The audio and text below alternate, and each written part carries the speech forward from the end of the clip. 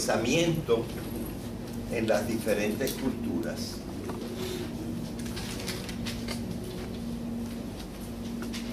¿Verdad? En eso es lo que estábamos.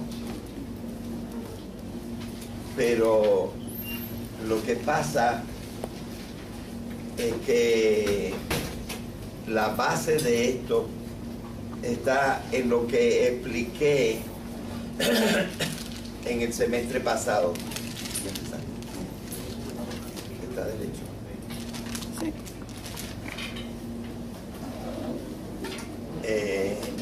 Y entonces voy a tener que darles un poco para que lo agarren mejor, que lo comprendan ya un poco más perfectamente como se estudia en el siglo XXI.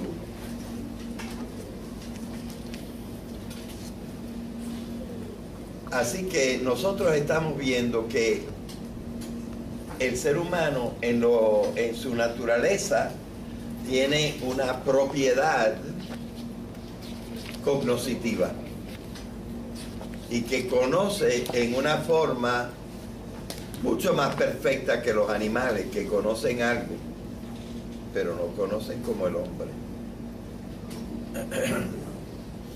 Lo cognoscitivo es una propiedad más alta en el hombre.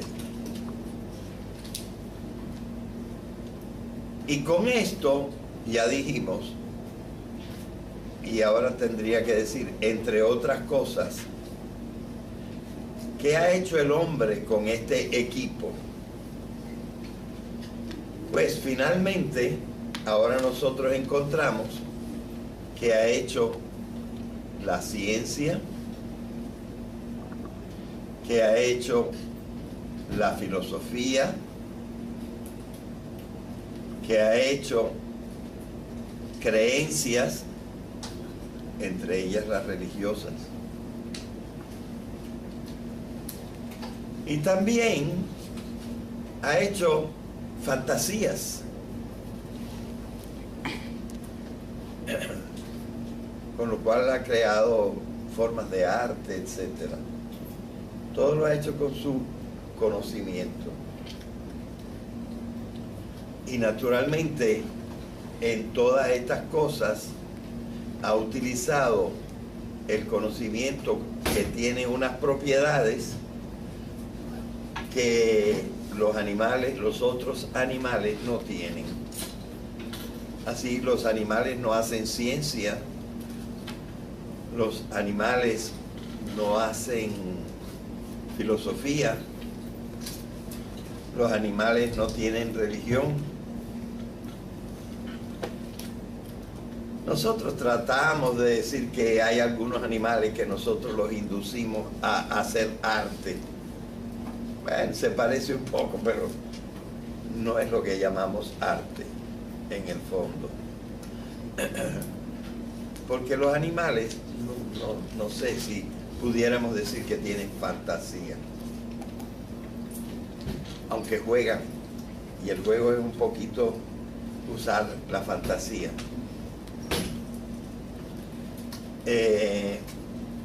Pero es elemental. De manera que lo cognoscitivo en el ser humano es lo que posibilita las formas de la cultura que no tienen el resto de los animales. Y entonces nosotros tenemos que preguntarnos por qué. Pero eso nos retrotrae de lo azul de abajo, me enseña lo azul de abajo, a lo azul de arriba, es decir, de la cultura científica y filosófica a la naturaleza cognoscitiva. Tenemos que explicar el conocimiento. ¿Cómo se ha explicado el conocimiento en el ser humano? Tradicionalmente hemos usado una palabra que no está mal, pero que quizá necesitaría unas modificaciones de cómo pensamos sobre esta palabra. Y muy a menudo se dice que el hombre piensa con el alma, porque se asume que el hombre tiene cuerpo y alma. Y yo no diría que esto es propiamente falso, pero quizá como que no está bien pensado. Propiamente falso no es,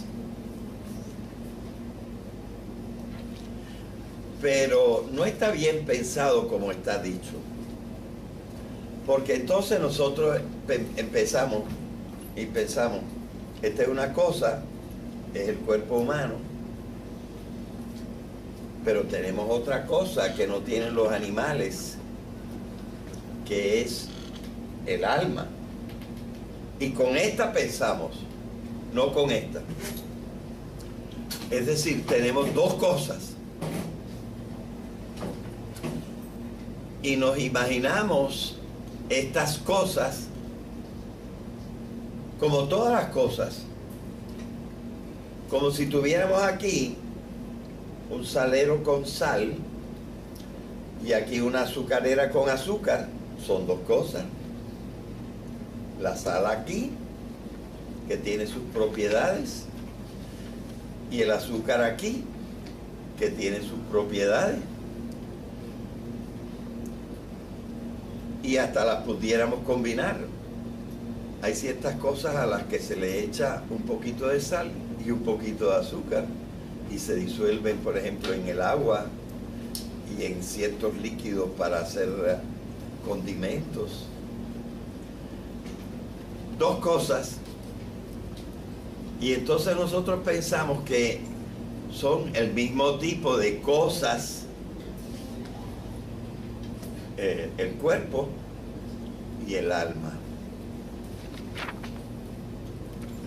Déjenme decirles que ya por allá, por el siglo XI, perdón, XII, ya hubo gente que dijo que no eran dos cosas, que eran una cosa.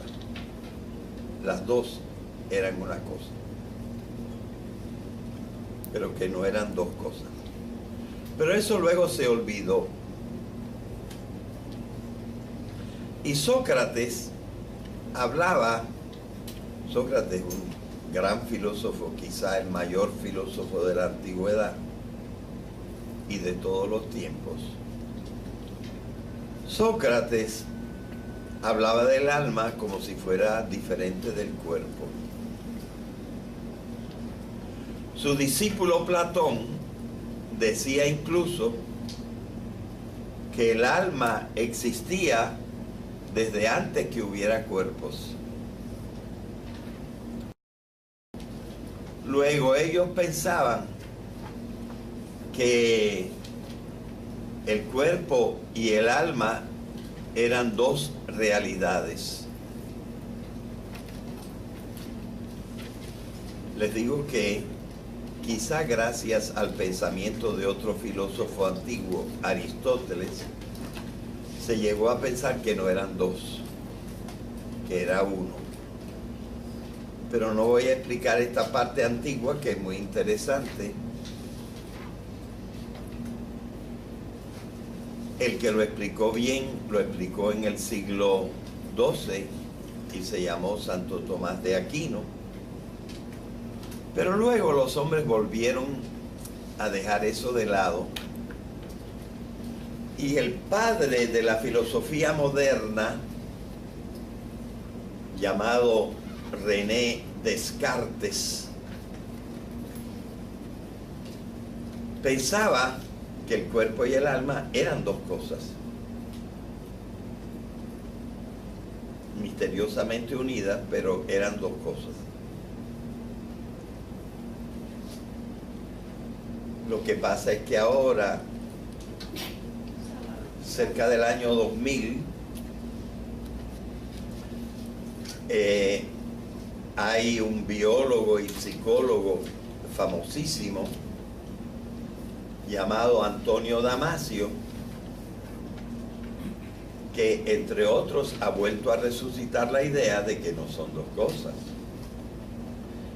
Y escribió un libro que se llama Descartes Error. El error de Descartes de pensar que el cuerpo y el alma eran dos cosas diferentes. Entonces nosotros vamos a tener que pensar si el cuerpo y el alma son dos cosas, y entonces tenemos que pensar en toda la realidad, porque la realidad es el conjunto de las cosas,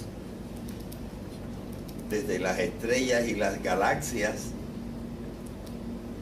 hasta el átomo. El conjunto de las cosas se llama la realidad. Y nosotros, que estamos formados de átomos, pero los átomos están arreglados en células, somos cosas. Ahora somos cosas que nos hemos convertido en lo que llamamos personas.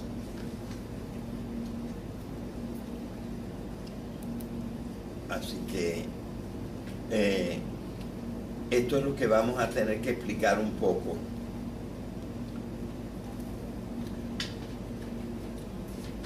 Nosotros teníamos pensado que el ser humano era algo muy diferente de todo lo demás. Poco a poco caímos en cuenta que el ser humano es un animal. Y estábamos contentos, hasta Aristóteles lo dijo bien claro. El hombre es un animal, pero racional. Pero se entendía que el hombre era un animal. Pero se entendía que el hombre era un animal separado de los demás animales. Tanto que casi era algo diferente. Porque nosotros decimos que no somos animales, queriendo decir que no somos como los otros animales.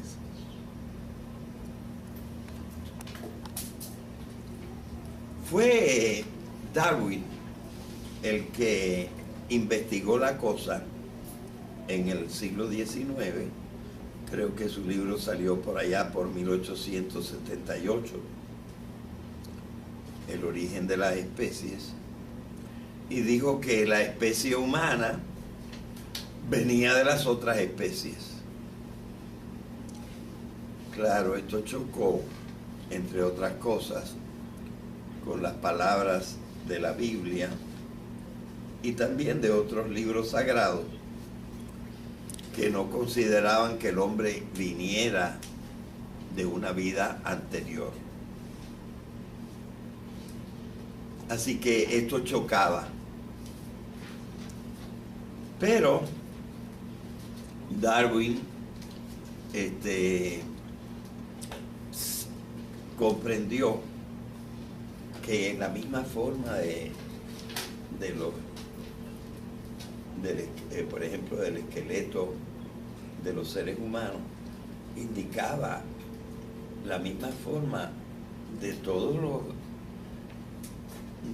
los vertebrados. Y en el fondo, por ejemplo, hasta las aletas de los peces están hechas en la parte de acá de un hueso y en la parte de acá de dos huesos, igual que nosotros. Y las aletas de abajo de los pies también están hechas de un hueso y de dos huesos. Y si nos ponemos a ver, las aves están hechas en esa misma forma, etc. Y entonces él empezó a sacar conclusiones de que el hombre venía de una vida anterior. Y la gente pensó que él decía que el hombre venía del mono. No. Yo creo que Darwin nunca pensó que el hombre venía del mono. Para empezar, nosotros sabemos ahora que ha habido como 14 especies de Homo, y que la nuestra, que es la 14, viene de la 13, y la 13 viene de la 12, y la 12 viene de la 11, y así hasta la primera. Pero fíjense, aquí está el mono, aquí está la especie humana. Entonces viene la 13, viene la 12, viene la 11, viene la 10, y el mono se quedó aquí. Porque el mono tiene su propia línea. El empate es mucho más abajo, en alguna altura de los vertebrados. Pero el hombre no viene del mono. El mono es una aparición moderna, como el hombre es una aparición moderna. ¿Ok? Así que el hombre no viene del mono. Pero todos vienen de una vida anterior.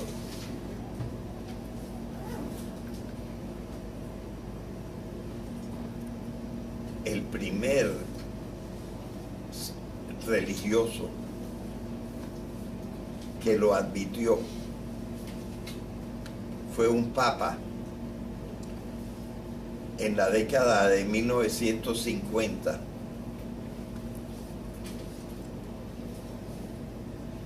que dijo: los cristianos podemos creer que la vida del hombre viene de una vida anterior. Aunque la Biblia dice que la vida del hombre viene de un soplo que Dios le echó por las narices a un muñequito de barro. Pero esto lo hemos tenido que llamar una figura de lenguaje y admitir, como admitió este Papa en 1950, que la vida del hombre viene de una vida anterior, que era una vida animal. Y de ahí para abajo hasta las bacterias, o hasta por lo menos los organismos unicelulares. Así que lo que nosotros hemos descubierto a partir del siglo XIX para acá es la dependencia de las formas superiores de vida a las formas cada vez más inferiores de vida, de las formas más inferiores de vida, hasta llegar a los organismos unicelulares. Y paralelamente, por el lado, las plantas, y paralelamente los hongos, y así. Pero todo hasta llegar a una primera vida elemental que no sabemos cómo salió. Pero sí sabemos que vino de otra cosa. Las sustancias vivas vinieron de las sustancias no vivas. Y así, en cierta manera, se pasó más allá de Darwin. Porque Darwin, sin negar que viniera de la... pero él no estudió eso. Él empezó con la vida. Y él creía, o por lo menos explicó, y de lo que habló fue de la evolución de la vida. Y habló como si la evolución fuera una propiedad de la vida. Sí es una propiedad de la vida, pero no solo de la vida. Lo que se ha descubierto, sobre todo en el siglo XX, es que la evolución viene desde antes de la vida. Ahora se habla de una evolución cósmica, es decir, una evolución de todo el universo, y que de la misma manera que todos los seres vivos vienen del primer ser vivo, todos los seres que tienen físico, incluyendo al hombre, pero también las piedras y los planetas y las montañas y los ríos, vienen de otros seres físicos. ¿Hasta llegar a dónde? Hasta llegar al átomo.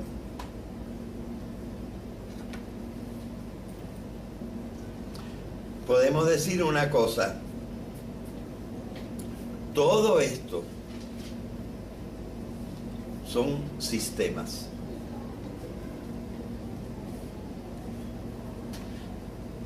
El átomo es un sistema.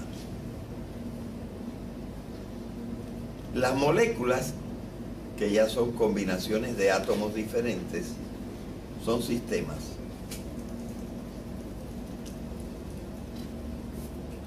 Estos sistemas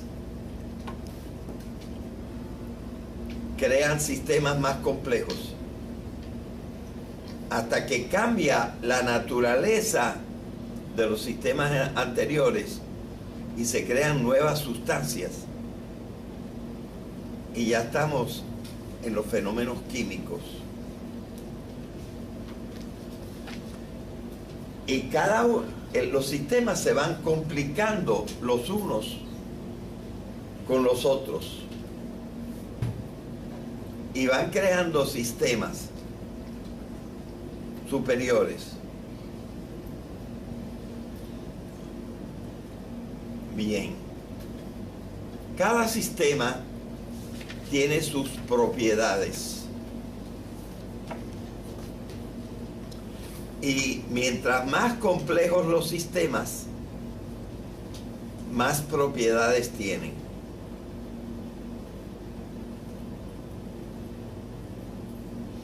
Del átomo para arriba.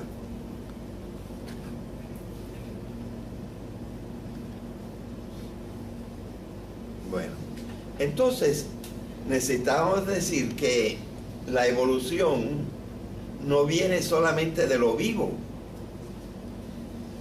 sino hasta en una forma un poquito más entendible que lo vivo, viene desde el átomo, desde la aparición del primer átomo. Y antes del primer átomo, ya habían pasado 4.500 millones de años.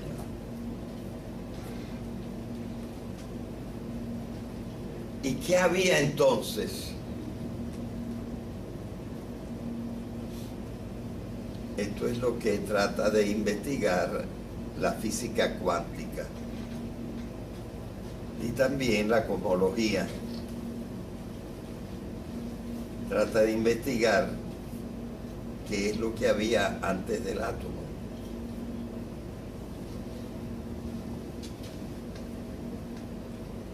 Y las propiedades son tan diferentes que parece contradictorio.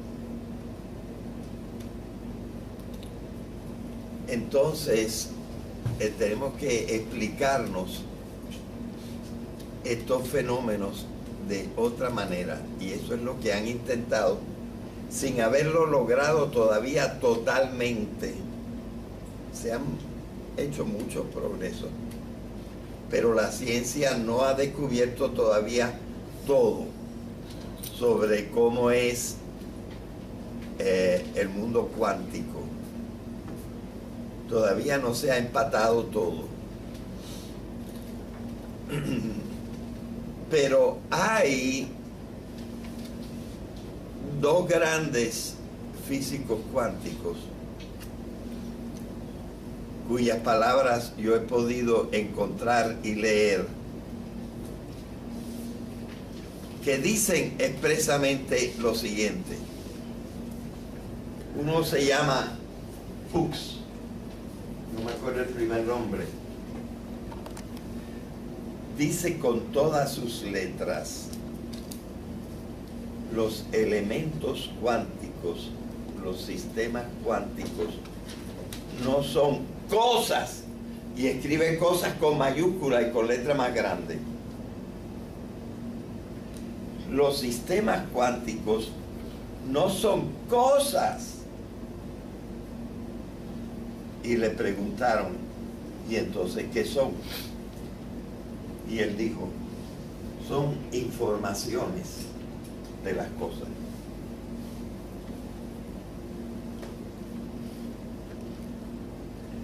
Y otro sabio, que creo que tuvo que ver con la bomba atómica, que se llamaba Werner von Heisenberg, uno de los mayores físicos cuánticos, dijo, los elementos cuánticos no son reales.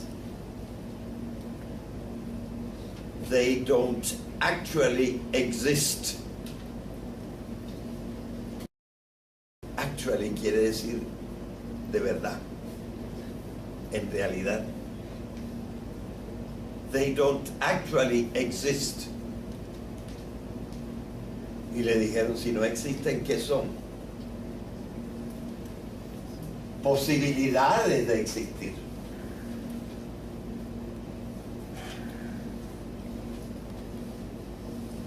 O sea, que las cosas van desde el átomo hasta el cuerpo del hombre. Estas son cosas. Los antiguos las llamaban con una palabra que ahora tiene otro significado. Los antiguos las llamaban sustancias. Y eso fue lo que dijo Santo Tomás en el siglo XII. El cuerpo y el alma no son dos sustancias, sino que de las dos se forma una sustancia actually existing, actu existens, existentes, dijo él en latín. Y ese la iglesia lo declaró un santo. El cuerpo y el alma no son dos sustancias que existan de verdad, como creía, por ejemplo, Platón, que primero existió el alma y luego el cuerpo.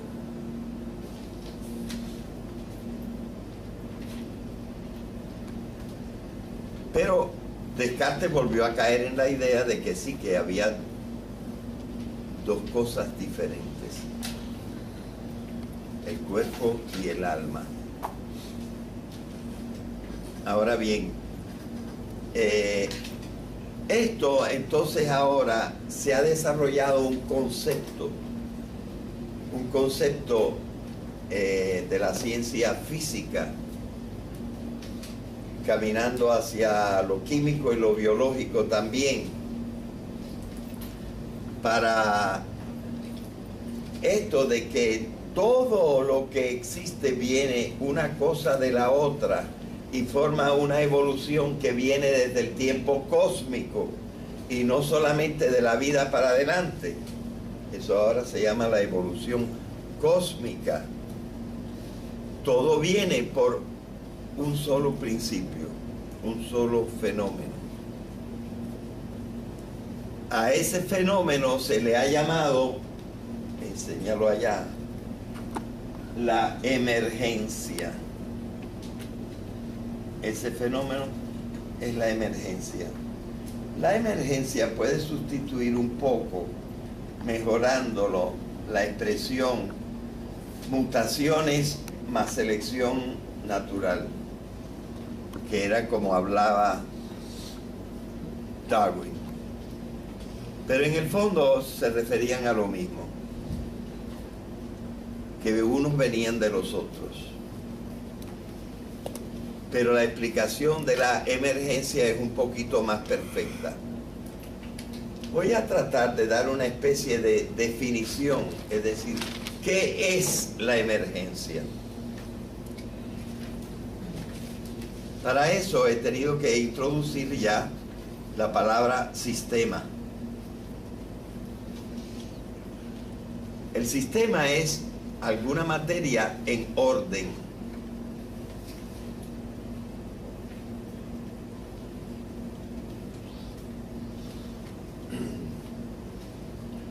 Bueno, ¿qué cosa es la emergencia?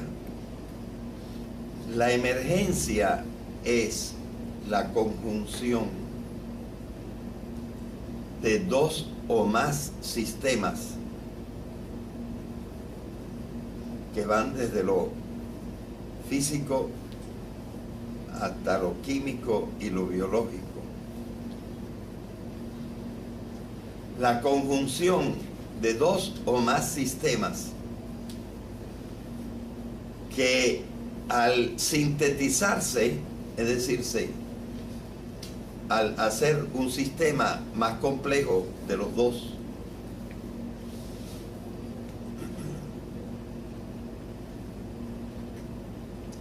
crea un nuevo sistema más complejo que posee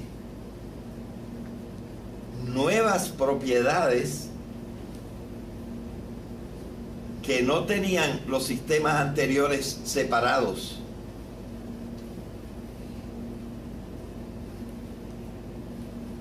Y esas propiedades le permiten a los nuevos sistemas funcionar en un plano más alto.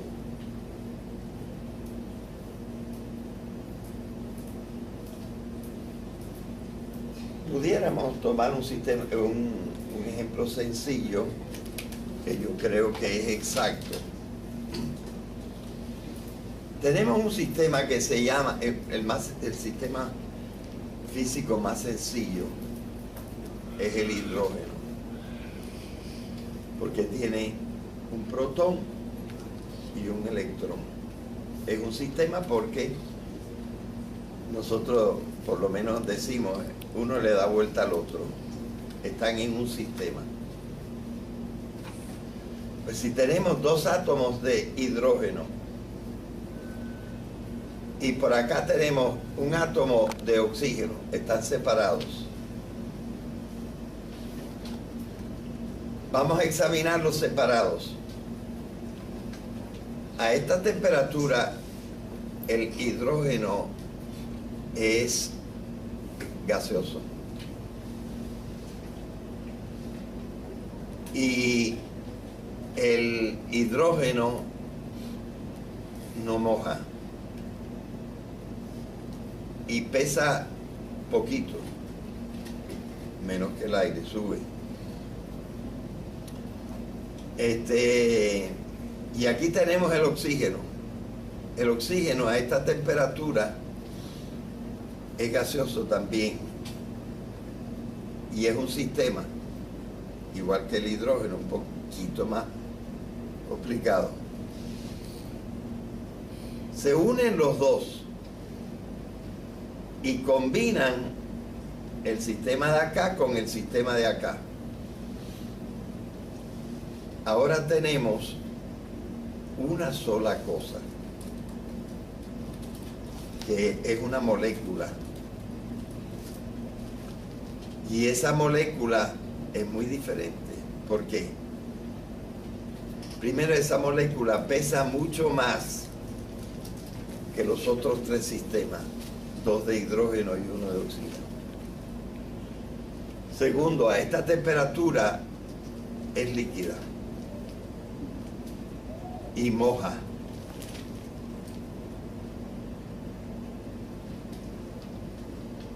Así que tiene unas propiedades que no estaban en el hidrógeno ni estaban en el oxígeno.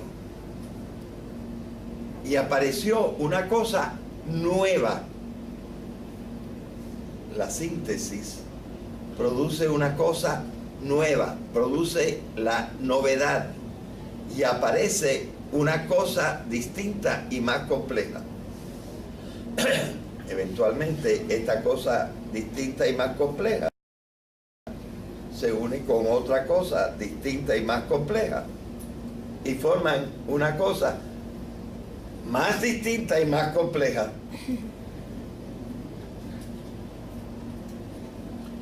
Cuando nosotros llegamos a los aminoácidos, que es de lo más complejo que tiene la química, el siguiente paso es la vida, el ser vivo. ¿Y cuál es la propiedad que emerge de los niveles de los aminoácidos al nivel del ser vivo? Que el nuevo sistema que se forma, el vivo, se autorregula. La vida es la autorregulación de las cosas.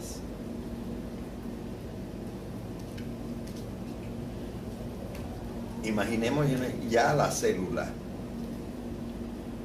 ¿Cómo crece una piedra? Simplemente por agregación. Pero la célula se defiende del exterior con la membrana y nada se le agrega, no crece por agregación. Ella admite materia externa, pero la procesa, la asimila, excreta otra cosa y finalmente la célula se autorregula y salen dos células. Ya la regulación no es por fuera, por agregación. Ahora cada ser vivo se autorregula. Es verdad que tiene que seguir en un ambiente, en un entorno, pero se autorregula. Ahora esta autorregulación se hace cada vez más compleja porque el proceso sigue. Bien, llega un momento en que los animales desarrollan un sistema nervioso.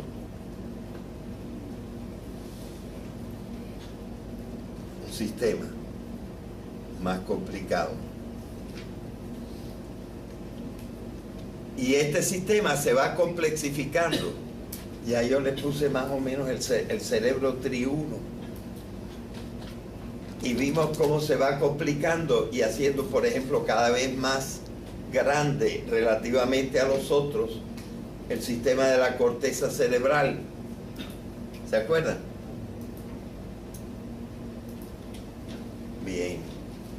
Entonces, esos sistemas, mientras se van complexificando, van obteniendo más propiedades. Y cuando llegan al Homo sapiens, el cerebro se ha desarrollado tanto que tiene una nueva propiedad, una nueva función. Conoce, quiere y siente. Y nosotros a esa función la hemos llamado alma. Pero no es como la sal y el azúcar. Es un nuevo desarrollo del cuerpo.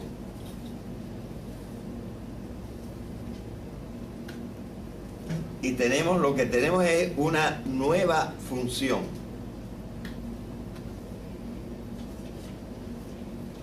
esta manera de explicar las cosas por emergencia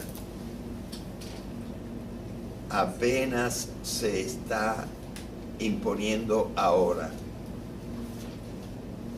Yo he leído libros muy adelantados sobre el cerebro que no se atreven a decir esto. Dicen que el desarrollo biológico está relacionado con la aparición de las propiedades, pero no dicen que las propiedades son efecto del desarrollo. No hacen esa conexión. Hablan de correlatos. Estoy pensando en el libro de Christoph Koch, discípulo del que descubrió Francis Crick, que con Watson descubrieron el genoma humano. Y Klaus Koch, no es Klaus, es Christoph Koch, escribió ya en este siglo, me parece. Yo tengo el libro, pero no vi la fecha de edición. Es decir, estamos en una nueva explicación por emergencia. Filosóficamente, esta explicación es un poquito más antigua, porque hay un filósofo que me parece que está vivo todavía, pero tiene como 103 años, que se llama Edgar Morin, y que explicó esto desde los años 80 o 90 del siglo pasado, pero en filosofía. Ahora se ha descubierto que también la biología se rige por este principio. Bien, entonces, con esto nosotros podemos ver por qué el hombre es una sola cosa y que el ámbito de las cosas va desde el átomo hasta el cerebro del hombre. Me quedan unos minutitos para explicar otra cosa relacionada con esto.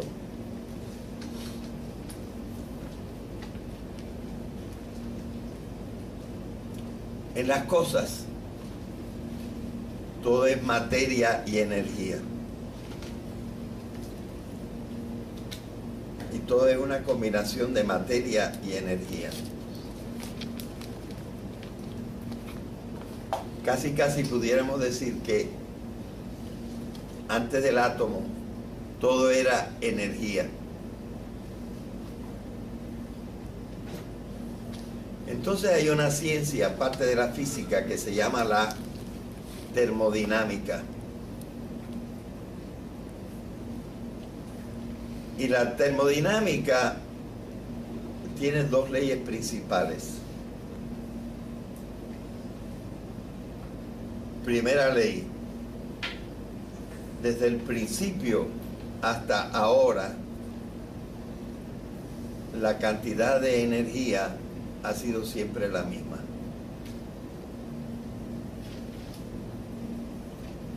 Desde el principio del Big Bang hasta ahora, la cantidad de energía es la misma.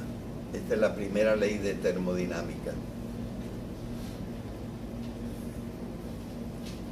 La segunda ley de termodinámica dice lo siguiente: aunque existe la misma cantidad de energía siempre,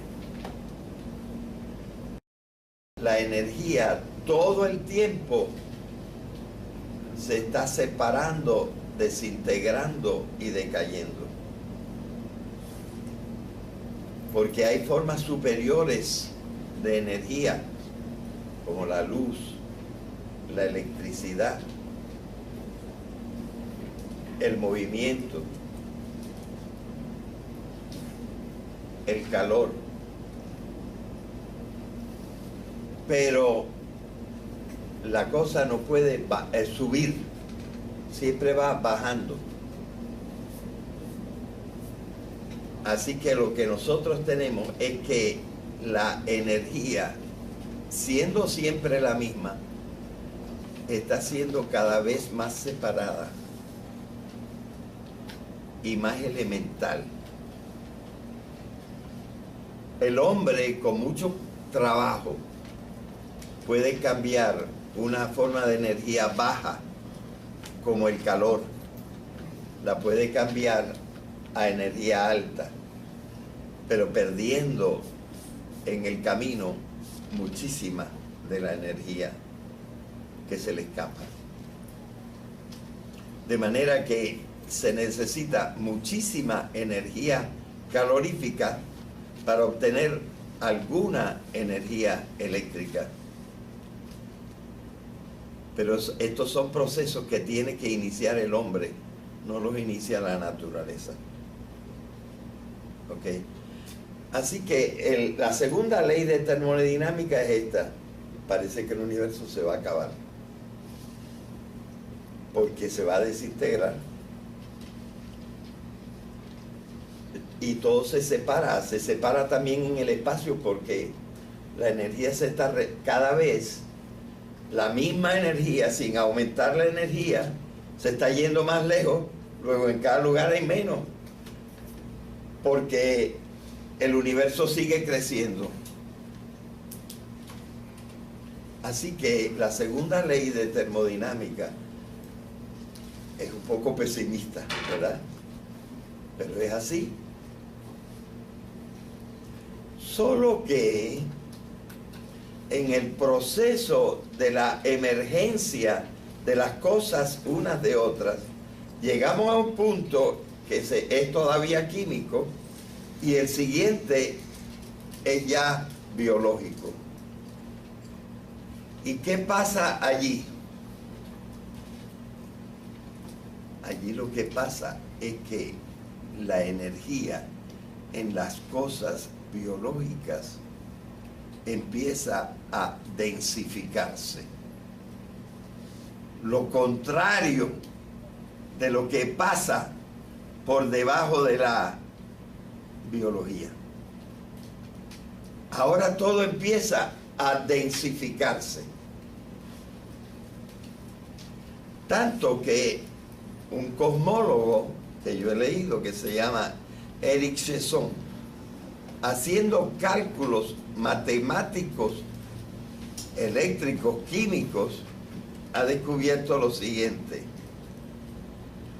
de los objetos conocidos del universo, aquel que muestra más densidad de energía, ese es un concepto, aquel que muestra más densidad de energía es el cerebro humano.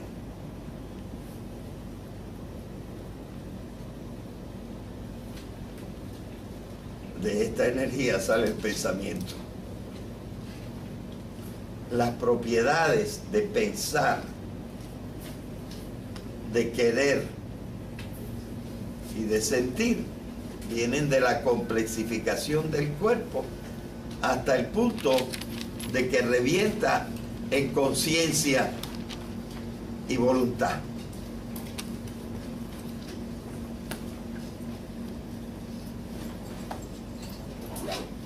Es decir, el alma emerge de la complexificación de los cuerpos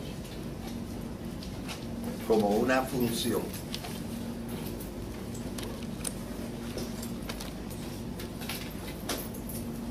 ¿Ok? Así que, y sin embargo, entonces, ¿se acabó la ley de termodinámica? No. La segunda tampoco. ¿Por qué? Porque si el universo es esta pizarra, estos tres puntitos son la vida. Y claro, la mayor parte del universo se sigue desorganizando, por decir así. La energía se sigue desintegrando, separándose y haciéndose inferior.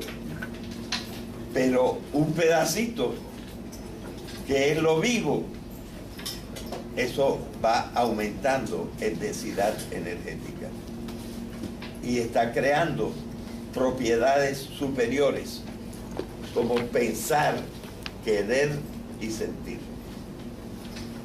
Vamos a dejarlo ahí hoy. Pero es elemental.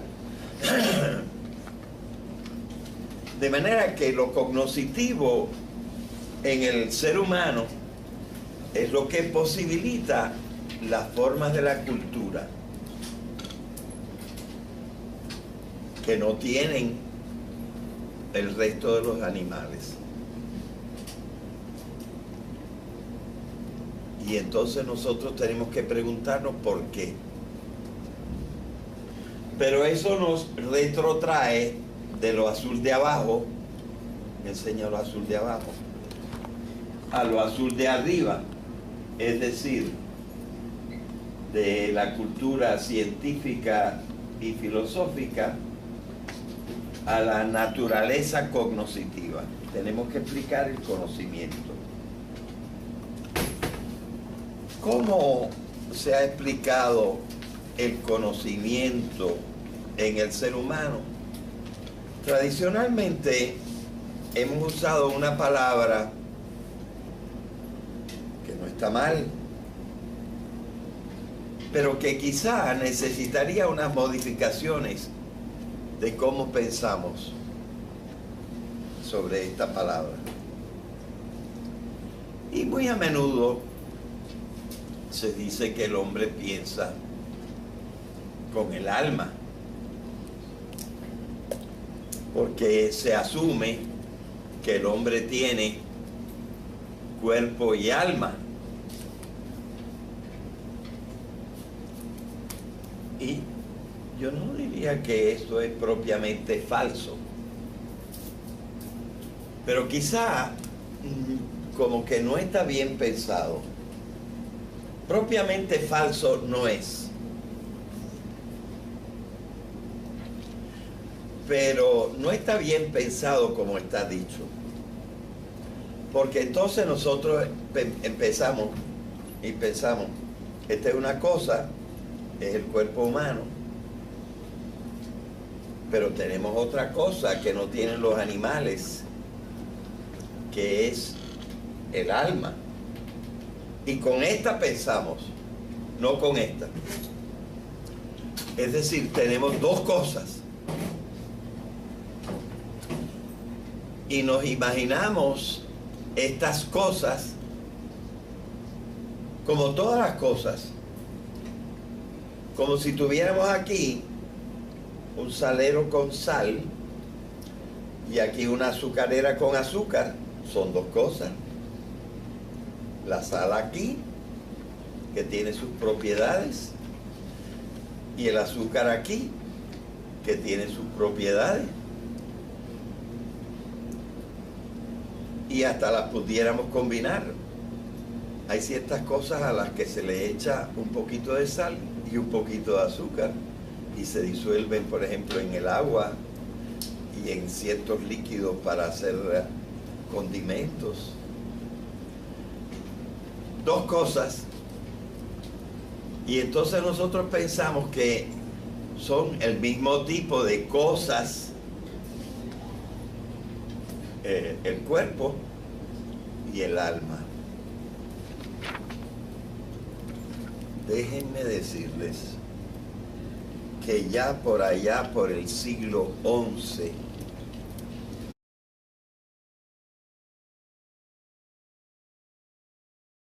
pensamiento en las diferentes culturas.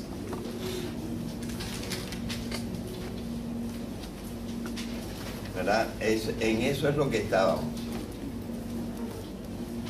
Pero lo que pasa es que la base de esto está en lo que expliqué en el semestre pasado. ¿Está derecho? Sí.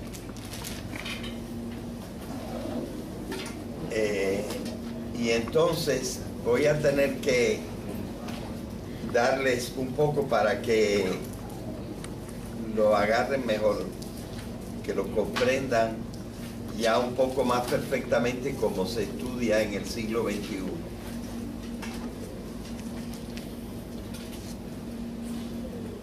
Así que nosotros estamos viendo que el ser humano en su naturaleza tiene una propiedad cognoscitiva y que conoce en una forma mucho más perfecta que los animales, que conocen algo, pero no conocen como el hombre.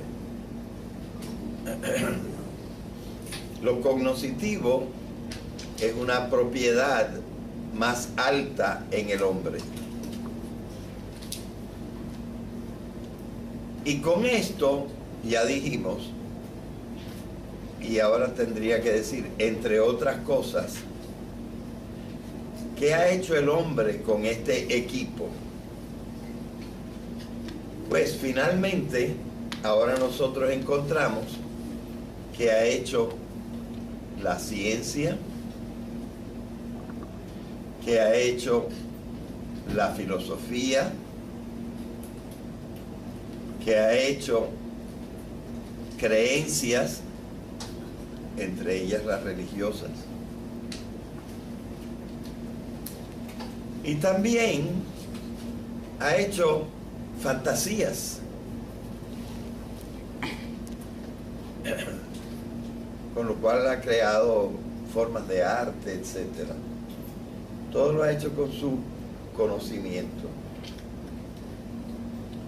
Y naturalmente, en todas estas cosas, ha utilizado el conocimiento que tiene unas propiedades que los animales, los otros animales no tienen.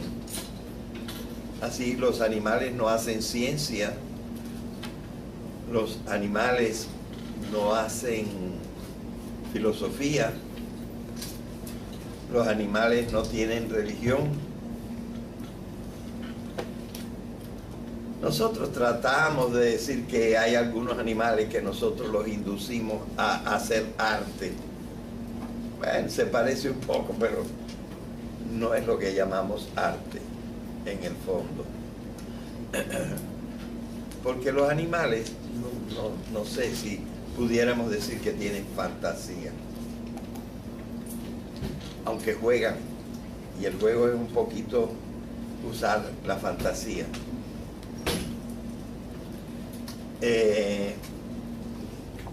Perdón, 12. Ya hubo gente que dijo que no eran dos cosas,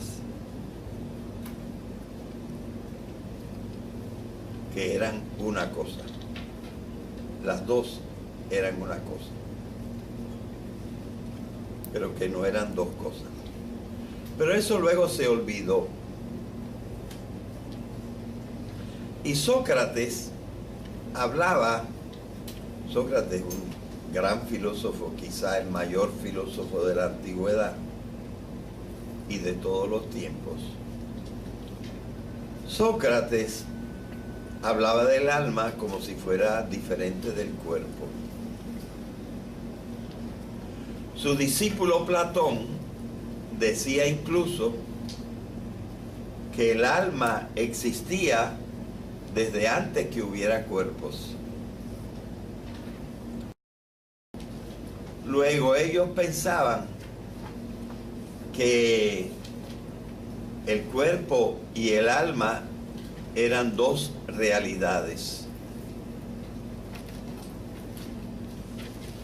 Les digo que quizá gracias al pensamiento de otro filósofo antiguo, Aristóteles, se llegó a pensar que no eran dos, que era uno.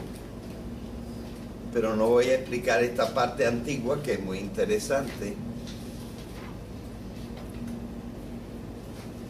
El que lo explicó bien, lo explicó en el siglo XII y se llamó Santo Tomás de Aquino. Pero luego los hombres volvieron a dejar eso de lado